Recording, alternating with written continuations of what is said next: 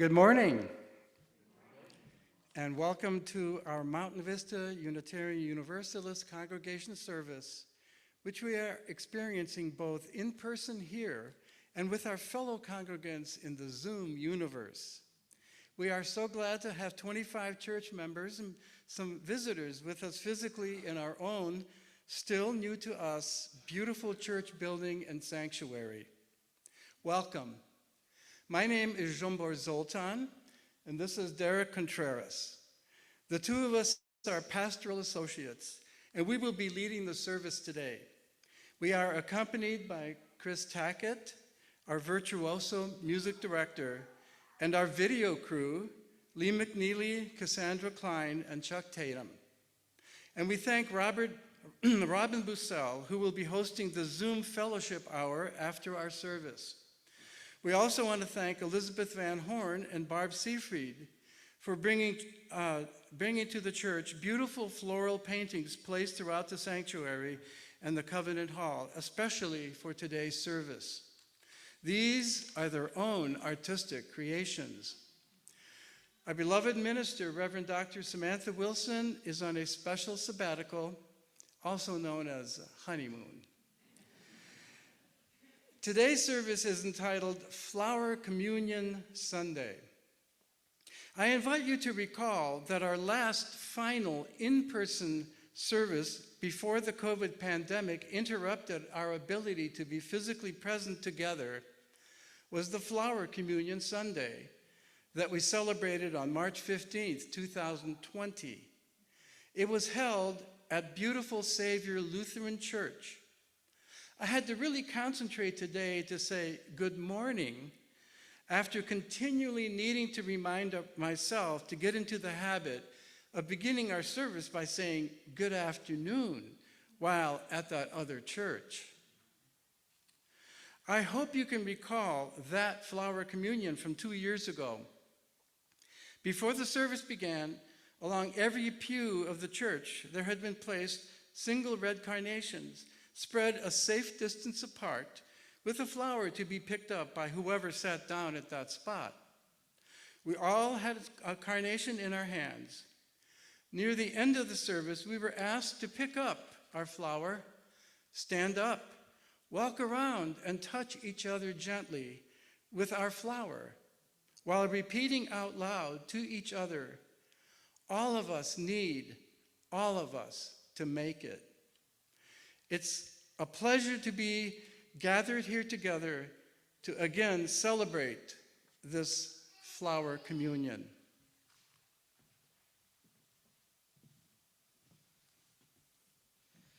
There are two things that always draw our attention and direct us to a spiritual place: the light of a flickering flame and the aesthetic awe of a beautiful flower. Let us take a moment to light our Unitarian Universalist symbol, our chalice. Zsombor will nod at chalice.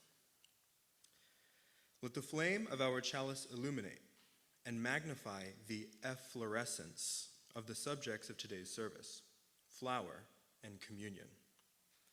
How fortunate that today's gathering falls exactly on the vernal equinox. This is just the right time, as our universal chalice, the sun, will now begin to shine longer and bring forth the flowering, the blooming of life, and thus turn us into the bouquet of spring.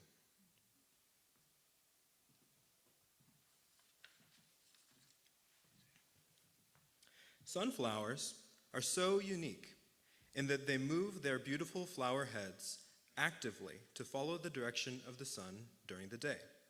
And at nightfall, they sadly bow their heads down toward the ground, awaiting the new dawn.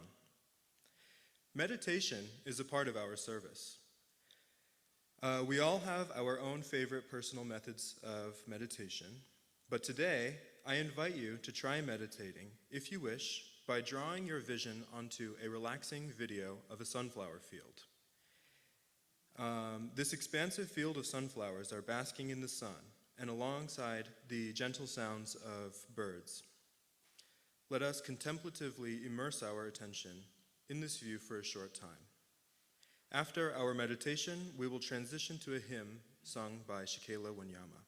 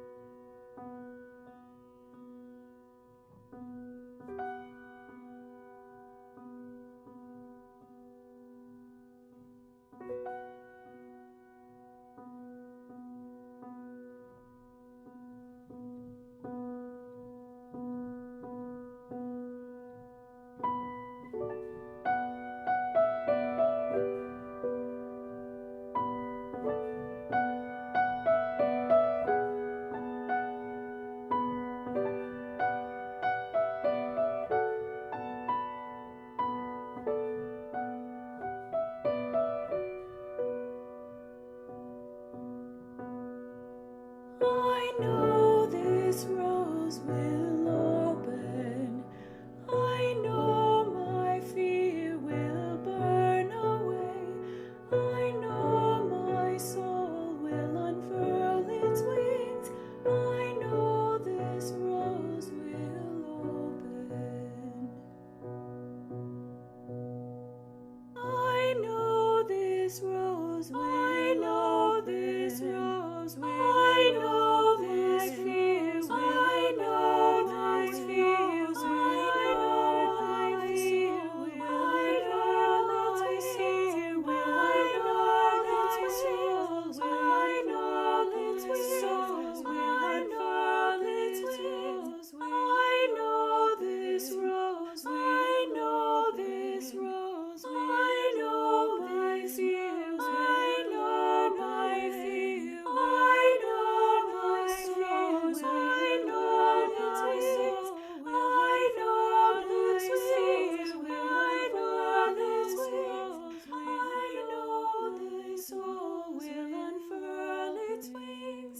I know this rose will open.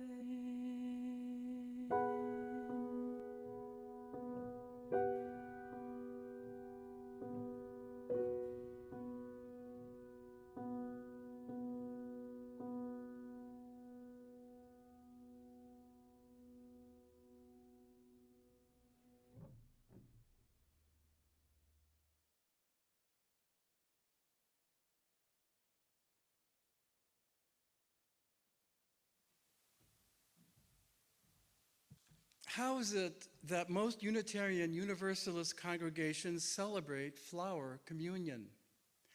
Our UU religious tradition, as do most faith communities, has martyrs who we honor and remember. They sacrificed, or shall I say, shared and dedicated the flower of their lives to principles and values that we align with our own convictions. For example, the founder of Transylvanian Unitarianism, Francis David, passed away in a prison in 1579, there for refusing to stop innovating new ideas and questioning the existing dogma. Unitarians Susan B. Anthony and Elizabeth Cady Stanton sadly passed on before witnessing the adoption in 1920 of the 19th Amendment to the Constitution, guaranteeing women's right to vote. They had fought for that fundamental right for decades of their lives. Norbert Čapek, the Czechoslovakian theologian, together with his faithful congregation, created a flower ritual to help deal with the foreign occupation of their country. He dedicated his life to the just cause, dying in a concentration camp in 1942. The flower communion symbolizes his and his congregation's sacrifice.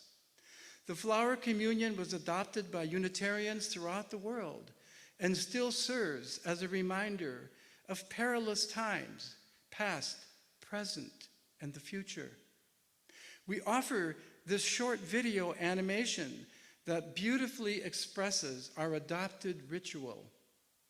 I thank my wife, Pi Irwin, for having made the online discovery of this perfectly suitable and artistic narration.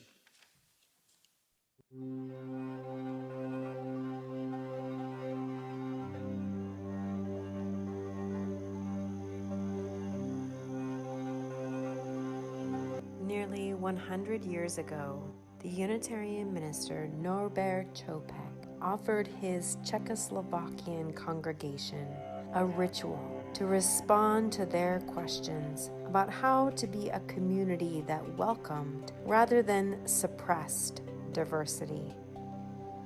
Czechoslovakia was a country formed in the aftermath of war, struggling just 5 years after the end of that war with questions of belonging and identity, trust and anxiety.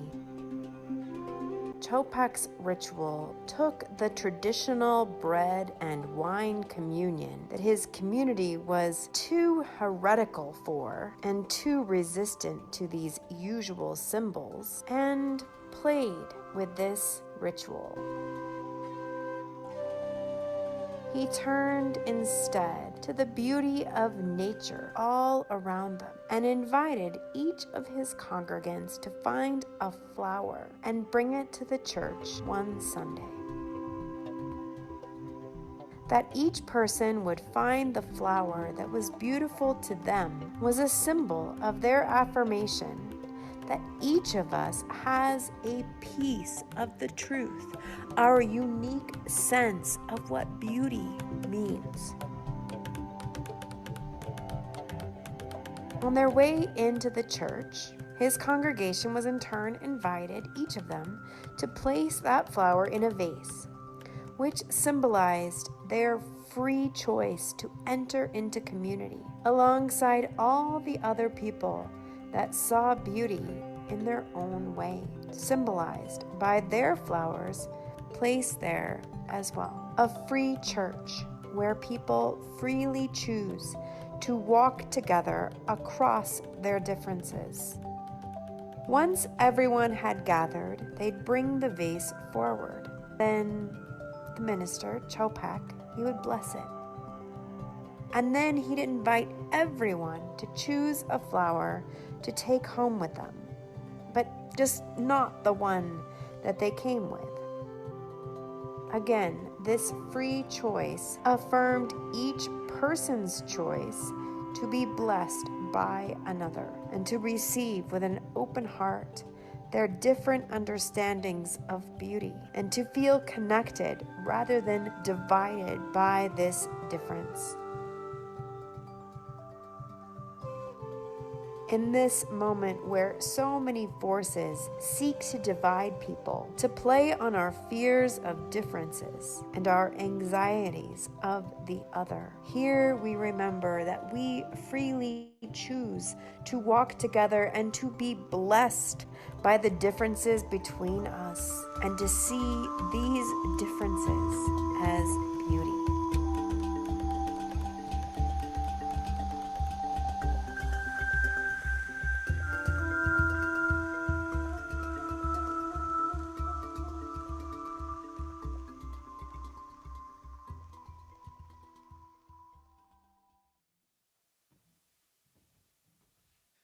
Part of our traditional past service was the offering.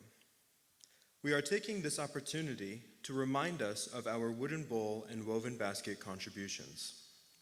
Our wooden bowls are for direct contributions to the church. Our woven baskets are for our social outreach support. And for those of us that are present here today, you can make your contributions in the Oasis room. For those that are online, you can donate through the newsletter. Our woven basket this month is for the Flowing Wells Elementary School Partnership Program. This project is not just about monetary and tutorial support. MVUU volunteered for a major cleanup project next Saturday, March 26th, at Laguna Elementary School. Our church member, Ann Leonard, would like to give us more details about the project. Then, Connie Casebolt will talk about her tutoring experience at the Hendricks Elementary School and how fulfilling her experience has been. I am sure that their presentations will open our hearts and our generosity. Ann? Good morning. I'm here to talk about the Laguna School Campus Beautification Project. I have always been an advocate for public schools in Arizona.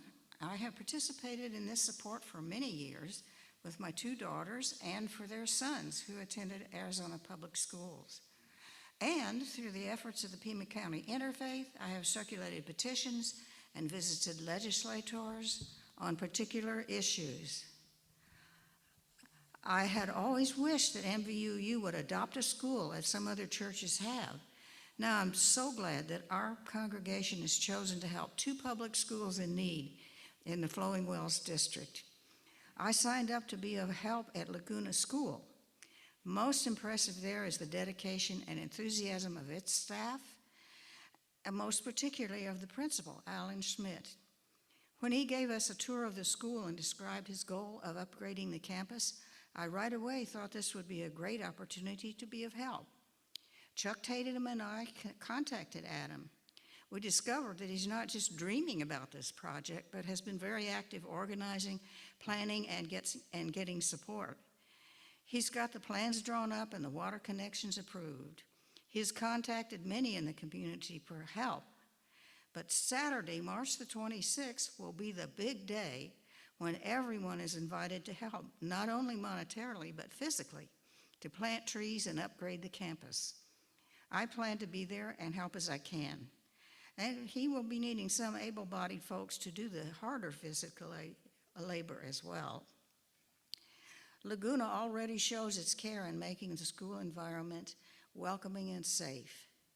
I look forward to seeing the campus blossom and provide the environment for children to blossom as well.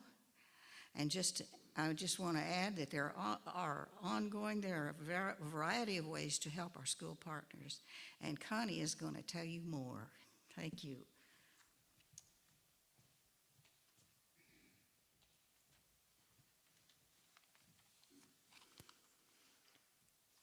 Oh, it's so nice to see everybody in the congregation.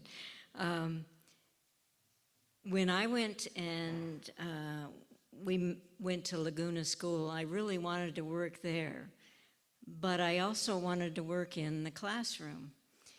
And the call came in from Hendricks Elementary first, and so that's where I went. One of the things that I realized during the pandemic, when you had all that time to contemplate because you weren't doing things, was that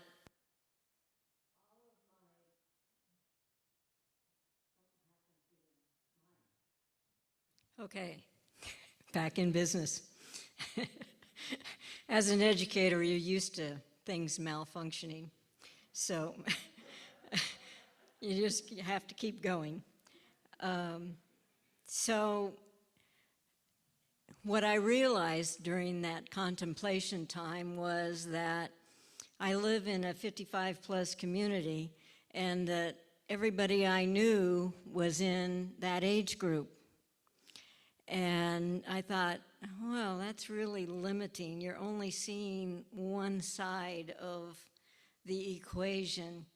So that's when I began looking for a congregation, hopefully multi-generational, that I could meet younger people and do things with youngers. And so this opportunity of outreach to the schools was one way that I could meet little guys in the classroom and have some fun with them. So I volunteer at Hendricks Elementary in 2 classrooms, a 3rd grade classroom and a 5th grade classroom. I started in the fall with the 3rd grade classroom, and I'm helping them learn math. Math isn't scary for me, so it's kind of fun to work with kids that don't quite get it yet.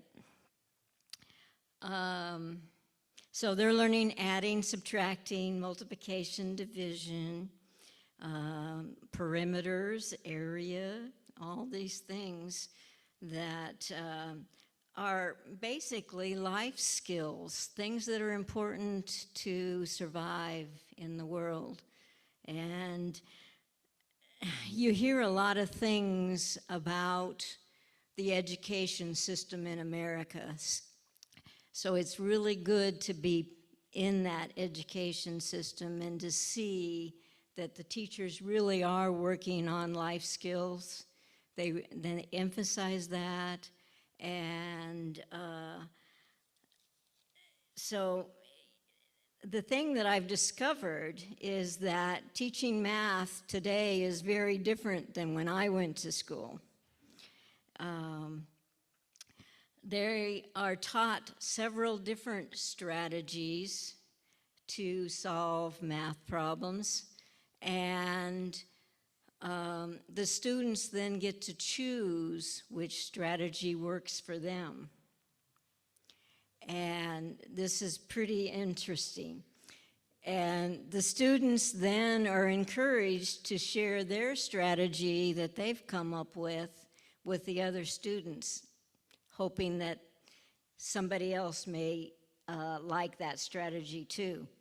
So very different from when I learned math, and probably some of you learned math. So what I do is I work with 2 or 3 students who need extra help, extra time, extra explanation, and just sometimes just to keep on task. So the reward for me is to see that light bulb go off in their head sometimes when all of a sudden they get the concept. And so that's really rewarding to me as an educator to see that go off.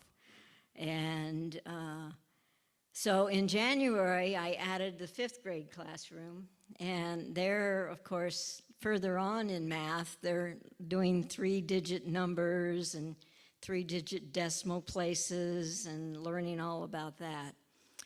And this teacher has a fairly rowdy class that she has. The classroom management is also a great thing to watch as them do, and she really controls these students and keeps them on task. I saw them with a substitute teacher one day. It was totally different than when the normal teacher was there. So, and again, I'm just working with in that classroom with 2 students and who need extra time and extra help. So I can see improvement in the students, especially in the 5th grade classroom. I can really see improvement with one of the students.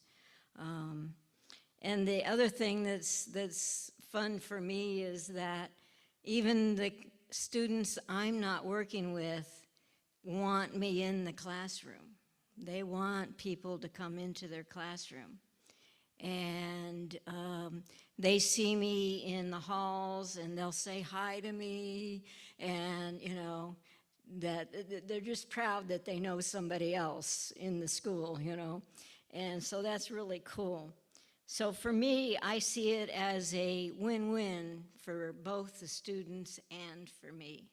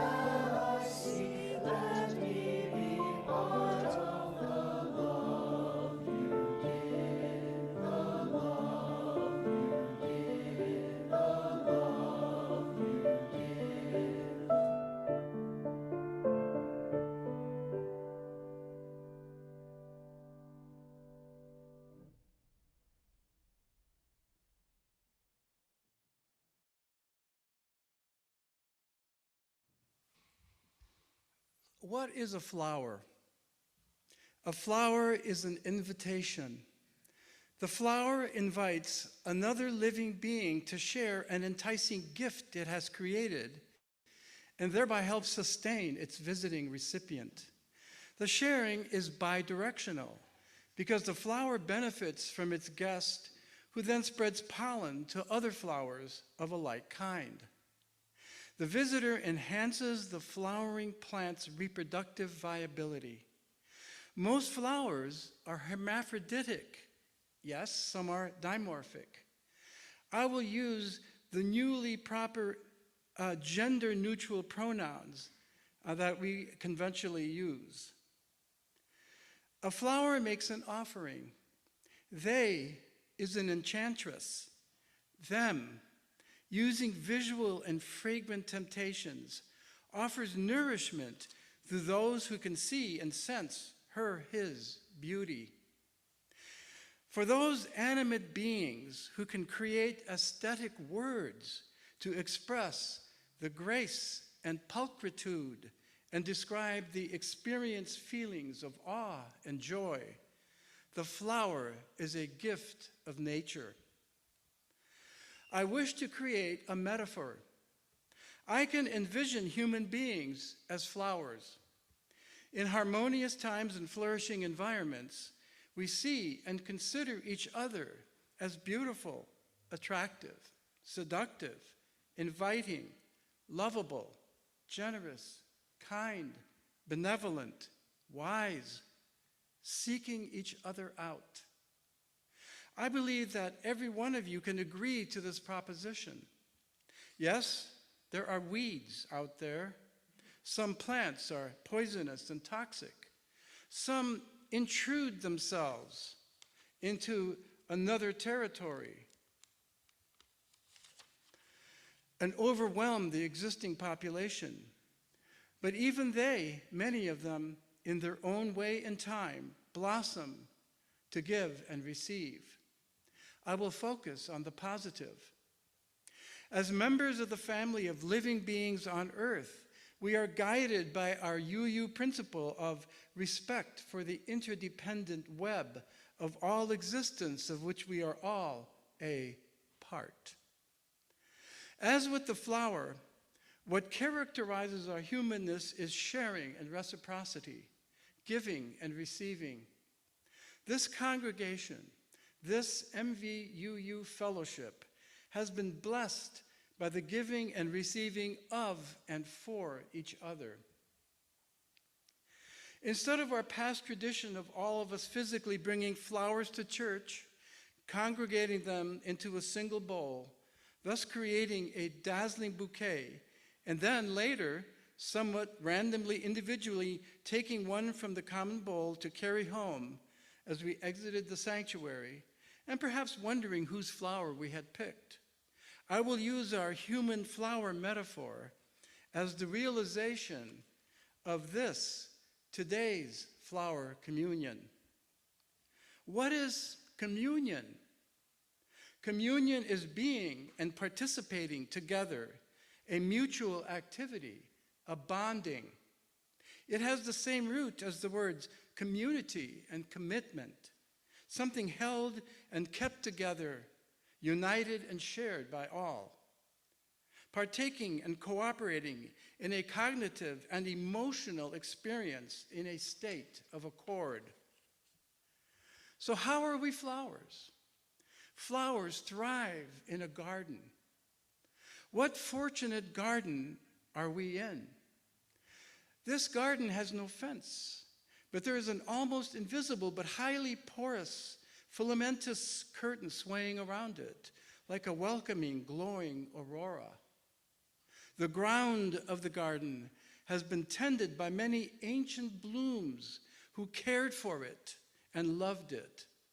The ancient bouquet was composed of Tohono O'odham, Pima, Apache, Hopi, Maricopa, Yaqui, Yavapai, and Zuni. Later, red carnations, then white hydrangeas with purple violets and golden chrysanthemums followed and brought a bit of order and structure to the garden. Soon, the garden got hemmed in by many other gardens. Then a group of individual, wildly colored and variegated flowers, not a single one alike, yet united in a common desire, chose to bouquet together in a garden and flourished. Many new varieties joined. They called themselves MVUUs. Then, slowly, the garden became too small. We flowers spread petals to the wind and set out on a journey with lots of hope and vision. But where, when, and how would we find our self-promised new space?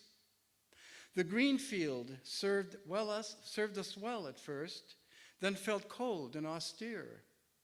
Then a welcoming garden with a beautiful name and a tall cross with a suffering being looking down upon us invited us to stay a while. In the meantime, we were tempted by a space that was not used to being a garden, and later, other garden spaces flirted with us. Then, let's admit it, a miracle happened. Our flower bunch found the perfect garden, a beautiful, majestic flower in itself, mission-style architecture, so that we can signify and be an invitation to a greater and more diverse set of flowers. This community, Mountain Vista Unitarian Universalist Congregation, shared together so much in making the decision to leave the Cromwell Garden and be homeless for an unpredictable time, and ultimately, several long years later, finding and then beautifully cultivating this space, our great floral bloom within which we can effloresce and be uplifted. Along the journey, our polychromatic minister, Reverend Ron Ferris, was tempted away to another yard. And lo and behold, a rose is a rose appeared. Reverend Samantha Wilson. She became the spectral prism to spread the light of each and every one of us into the colorful rainbows of our beings. And she and our mutual selection and acceptance of each other was a shared choice, flourishing us all.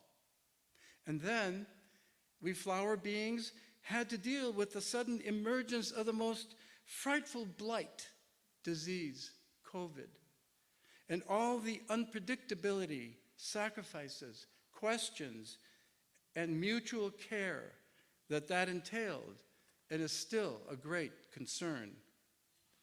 Beginning with the congregation as a whole, the magnanimity in the number of precious seeds you contributed to this project is a deeply generous expression of giving and sharing.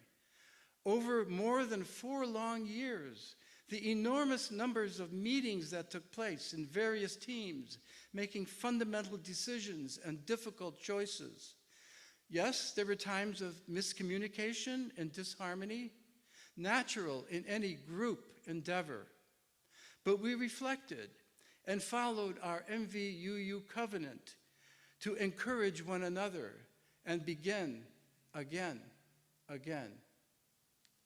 Over the bygone 4 years, the work of all past and present current members of our church board, our presidents Conran Boothroyd, Ann Tatum, and currently Tom Sawyer, the Dream Team, the Ambiance Team, the pro bono contributions for our legal needs, and the continuous generosity of our donations to the Capitol campaigns.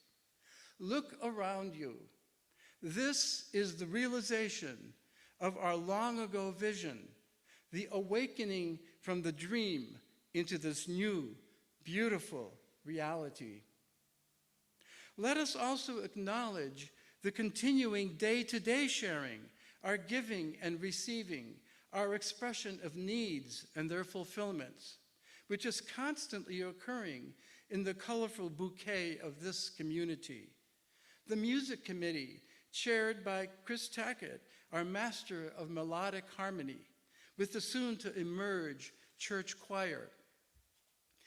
Religious exploration for our children, the pastoral care committee, the caring hearts groups, the beloved conversations, stewardship, nominating committee, ministerial search, social justice and outreach, the Contigo team, the LGBTQ plus affinity group, the chronic illness and pain support group, the buildings and grounds team, our church secretary, Aaron Chadwell, and the administrative team, the finance and endowment teams, the 2 book groups, the men's group, the greeter team, the Pastoral Associates team, and I apologize to those that I might have missed.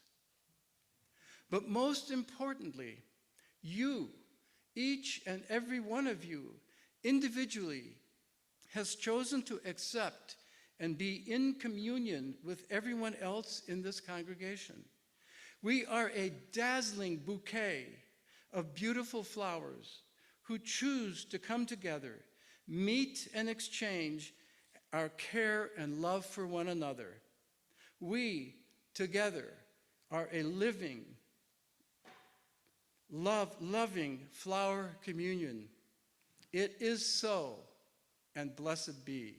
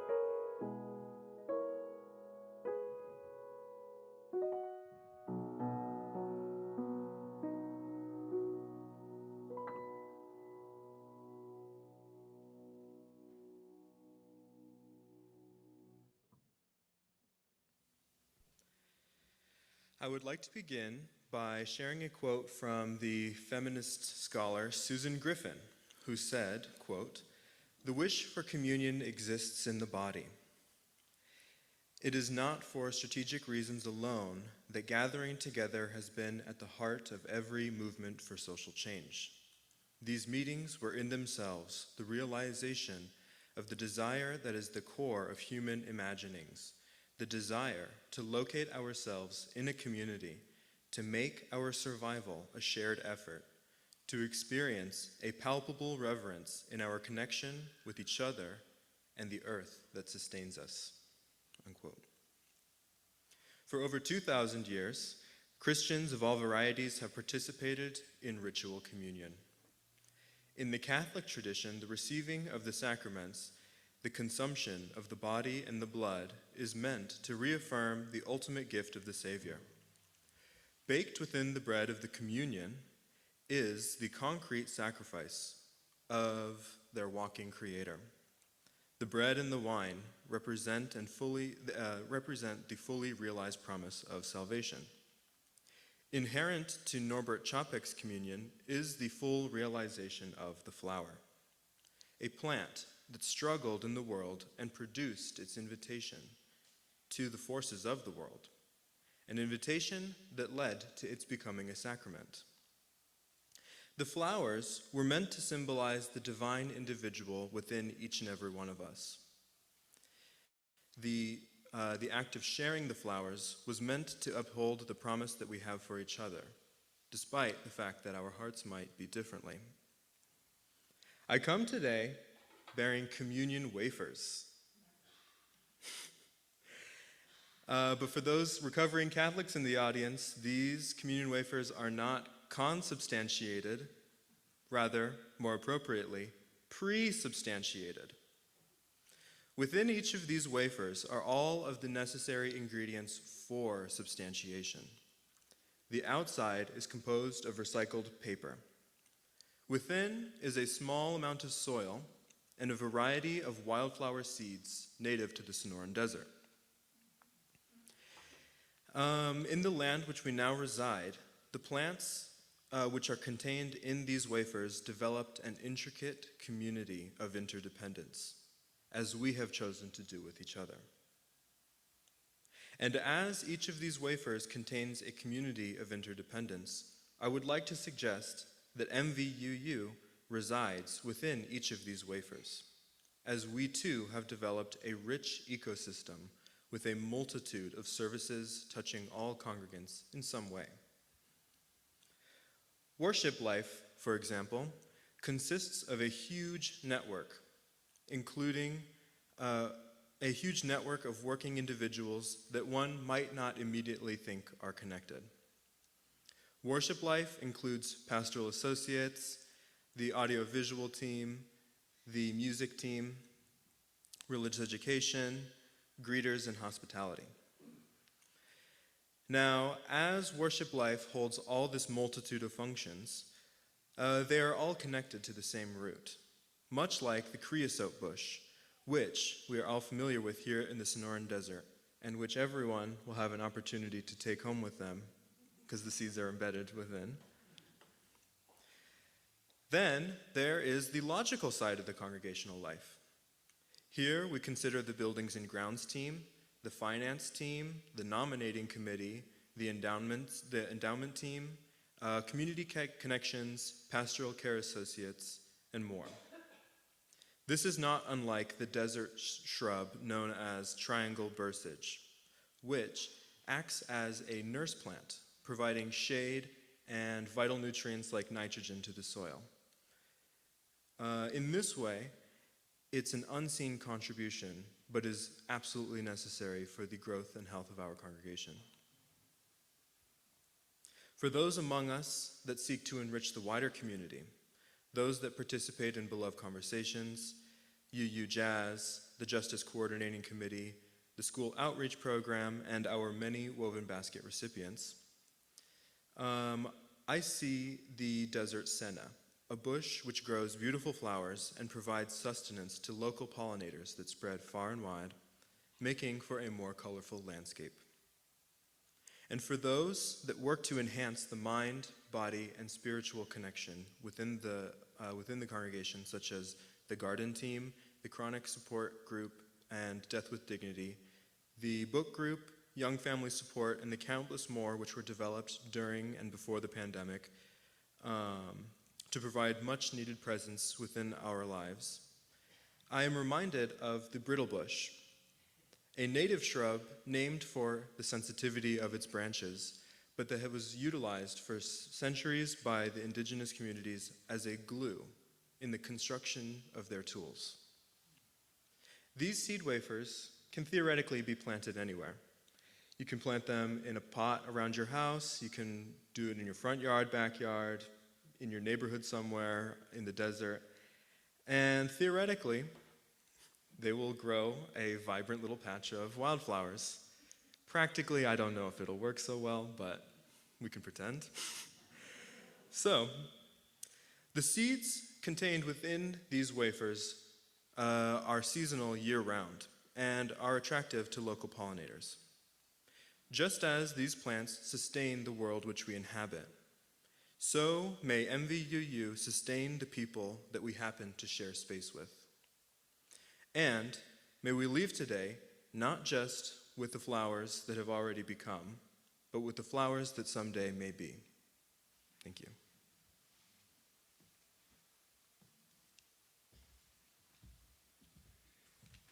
We will now extinguish our chalice. We have been invited to imagine that we can be the essence of a beautiful flower, to be who we are, caring, generous, seeking the comfort of fellowship, sharing our inner self.